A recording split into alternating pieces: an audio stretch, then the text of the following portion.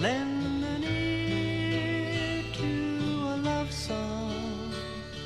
One of the things that people have always tagged love song with that I never really understood, they say, you know, you were forerunners in worship. And I'd go, we weren't worship leaders. We didn't do worship songs. But what they'll say is, well, it was worshipful and it brought us into worship.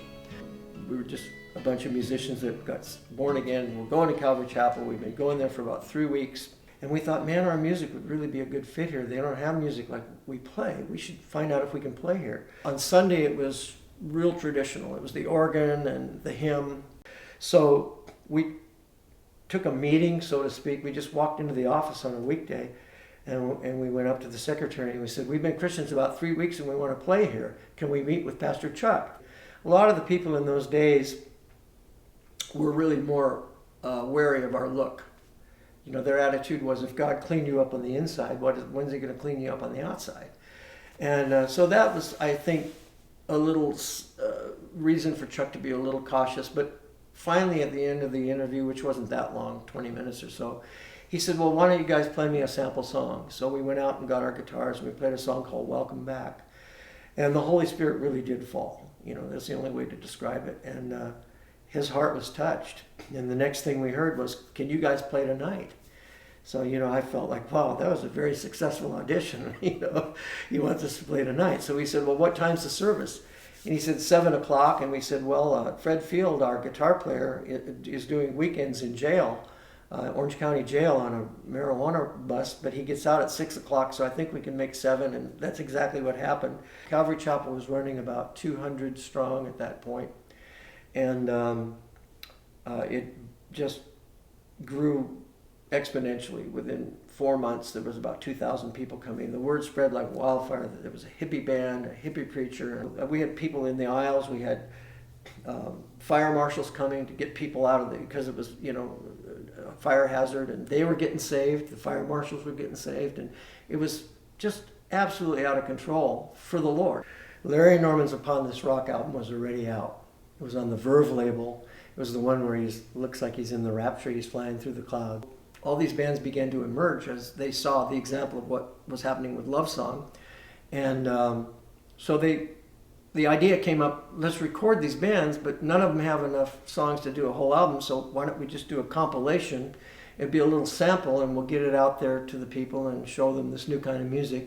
So the first Maranatha album was born, and the one with, it was called the Everlasting Living Loving Jesus Concert, really long title, white album with a red dove on the front, and ultimately wound up producing that album. I didn't start it, but I finished it. And it was a compilation of the then current Calvary Chapel groups, and as far as I know, may have been the second contemporary Christian album out. There could have been something else in that slot between, you know, the Larry Norman and the first Maranatha album. That would be very interesting to find that out. But as far as I know, that would be the second album ever made that was contemporary. The Love Song didn't come out till 72. We finally got, we had 2 songs on the first Maranatha album, but we actually re-recorded them for our album, which the Love Song album, which is right here.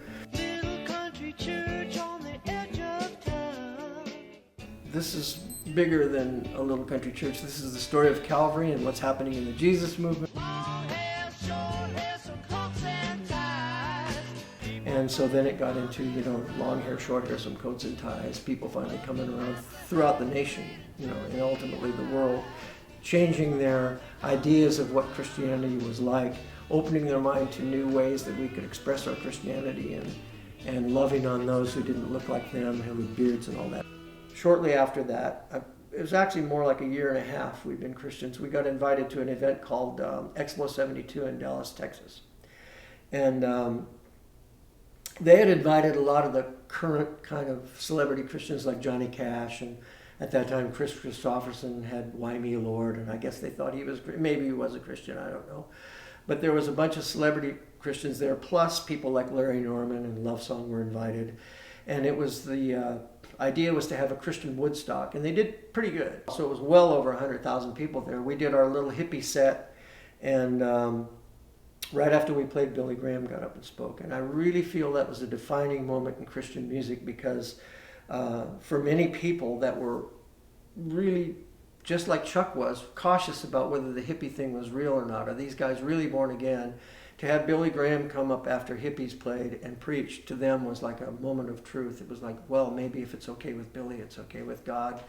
And I consider that to be a tipping point where drums in church, guitars, the current more of those days, the musical styles of that day, became sort of like okay to pursue this type of music in church because it was rock and roll. And it was born out of rebellion, and that's what people thought about rock and roll, but they saw through that moment that it could be used to communicate the gospel to a new generation, and I really do think that moment was a defining moment in contemporary Christian music.